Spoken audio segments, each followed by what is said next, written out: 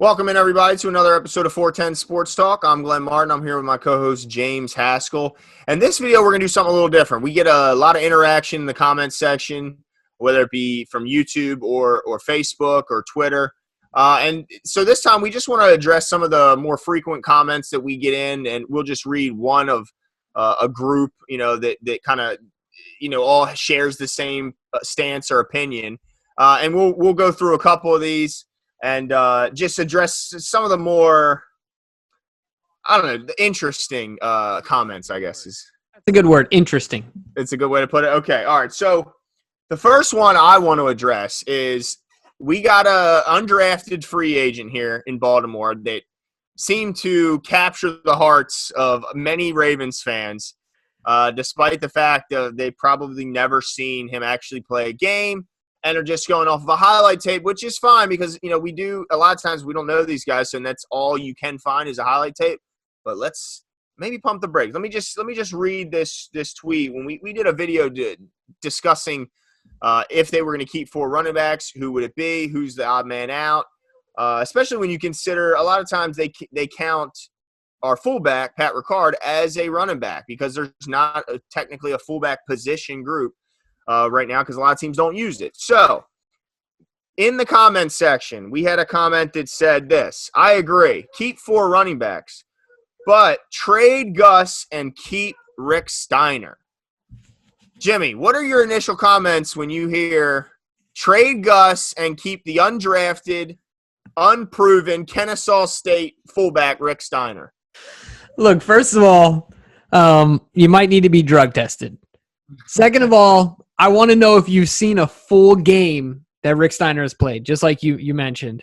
Third, look, Gus is a proven commodity. Like, speaking seriously, Gus is a proven commodity, and I guarantee I will bet my house that everything that Rick Steiner can do right now in the backfield of the Baltimore Ravens, anything, blocking, catching, running, anything, you name it, Gus is better than him at it right now.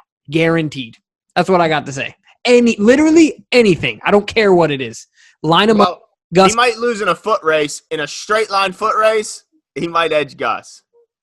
Fair enough, but with pads on in the game and tacklers coming, right? Yeah. I just love it. It's just, and I get it. I mean, you see a highlight reel, or you see the 4.5 speed, you see the bench press reps, and you get excited. But you got to keep in mind that he's never played against a pro prospect in his life.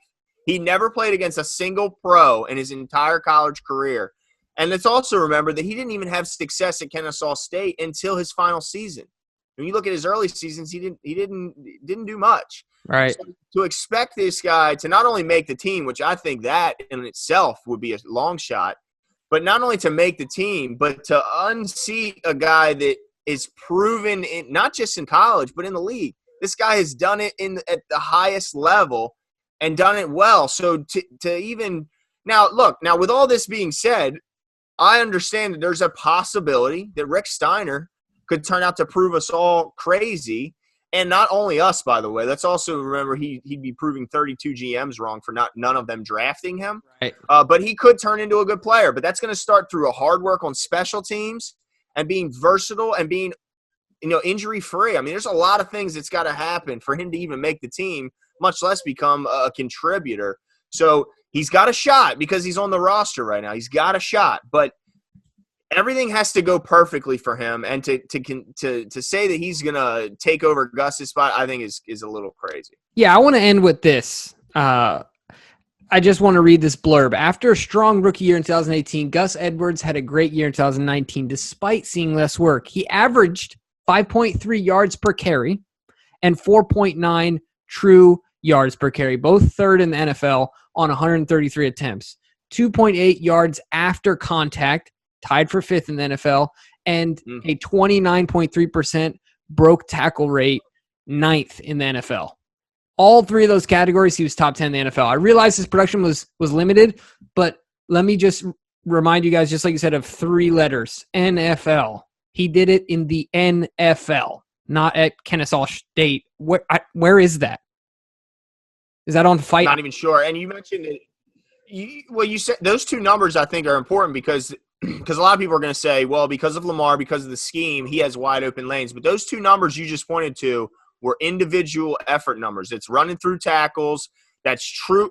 So it's not like, it's not like this is just all given to him. This is stuff, he's a good player. And I don't think we should just discount what Gus brings. Now, I said in that video, he might end up being the odd man out just because of some redundancies of his talent and what Dobbins and Ingram bring. So I'm not saying that he's our 3-down back. I'm not trying to inflate Gus into something he's not. But I do think to even compare Rick Steiner to him is a little bit of an insult. But anyway, let's not belabor this point too much longer. Do you have another comment you'd like to read? Another one, and like you said, these comments were more like lightning rods, right? So the stuff that we got a lot of momentum on. So of course, the Earl topic was something that we got a lot of momentum on. A lot of people, a lot of different opinions, but this was an opinion that where I'm going to read one comment, but it kind of encapsulates a multitude of comments that were already given. So it says here, I'm a huge Ravens fan. I go to at least 2 to 3 games every year. I was stoked last year to hear Earl Thomas was coming to town. Every interview I've ever seen with him, the guy doesn't seem very nice. True. But like you guys said, maybe it's the way he portrays himself to the media. I have not been impressed with the guy on or off the field, especially since I've heard people compare him to Ed Reed. Unfair comparison. That's not even a close comparison. I hope Earl didn't do anything to hurt himself in the video when it does come out. I would also like to see him step it up on the field. Fair. Yeah.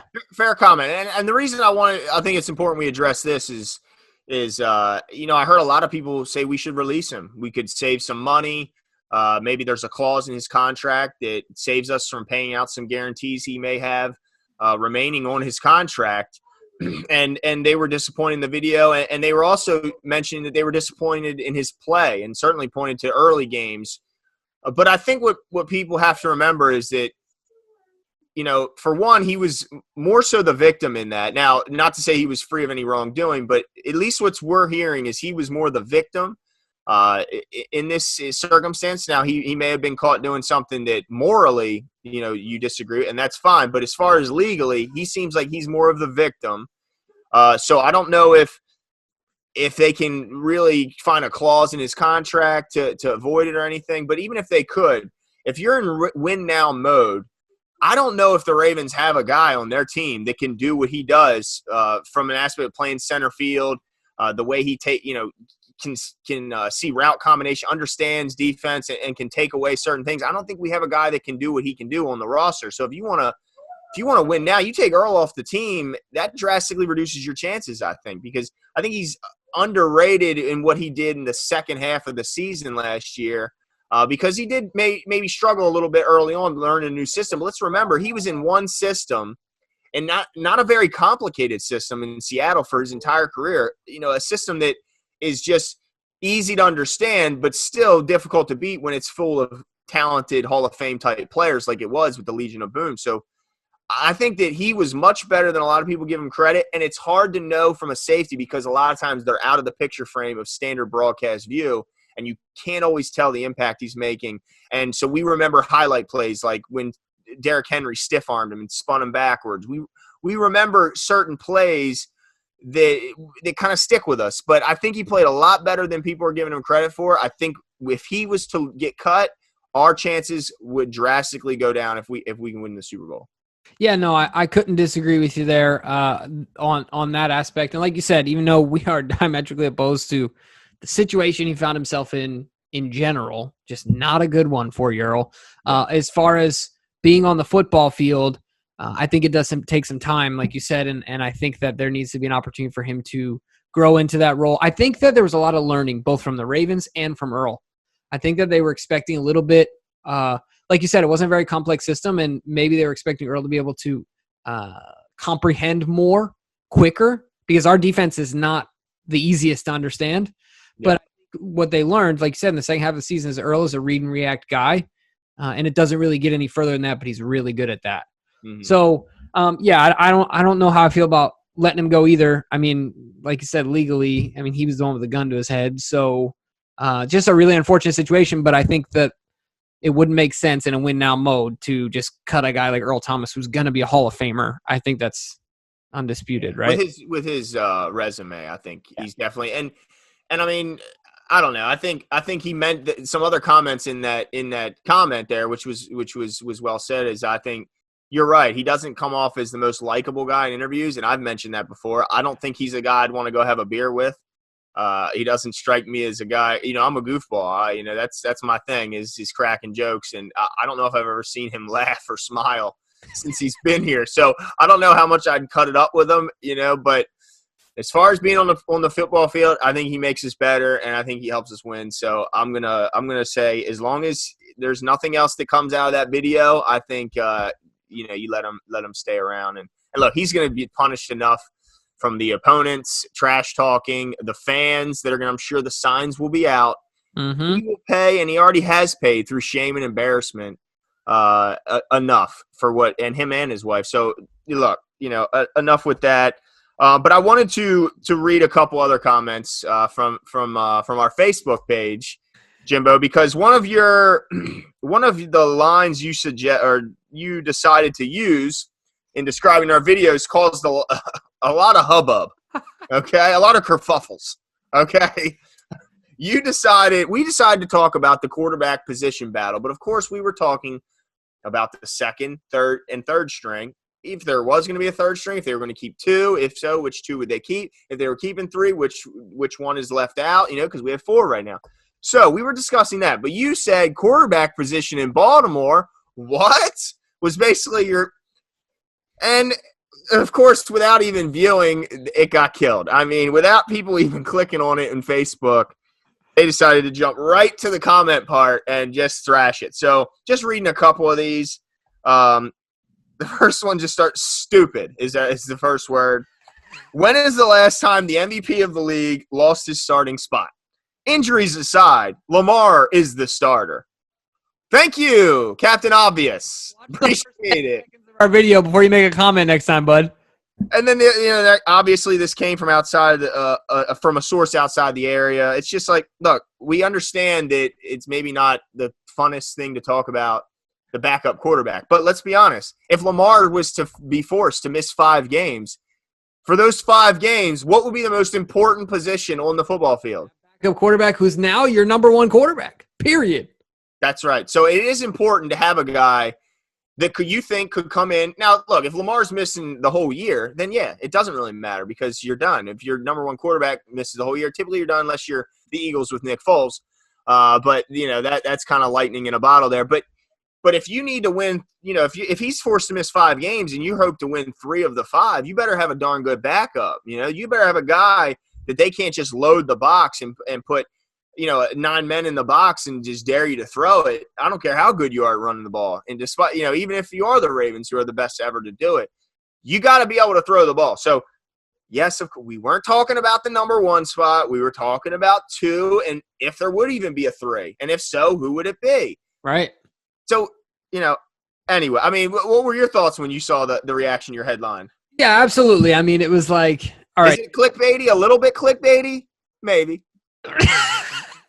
Of course, but it wasn't for the click. The reason I did it was because it's one of those things where you really have to pause and think about it because there is a position battle going on based not at number 1, but really if you think about it, when you hear position battle quarterback in Baltimore, you're like, what are you talking about? No, there's not. However, dig a little deeper and realize that, look, RG3 can be let go very easily.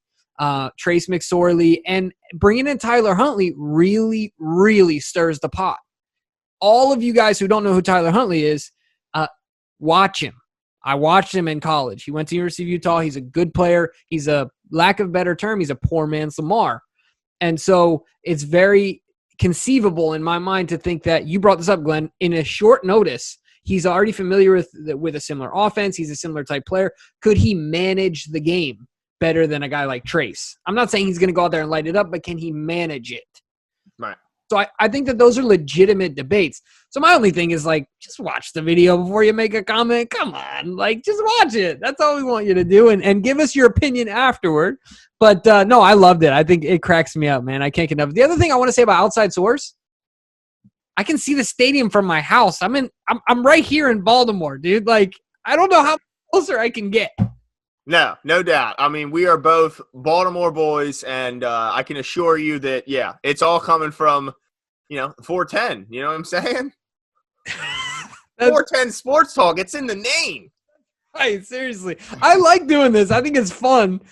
Look, guys, if you put your comments up there, you're going to be held responsible for them, just like we're held responsible for what we put up there. If we say something stupid, you guys make sure to let us know. And and if you guys type something, we might just have to read your comment on here next time.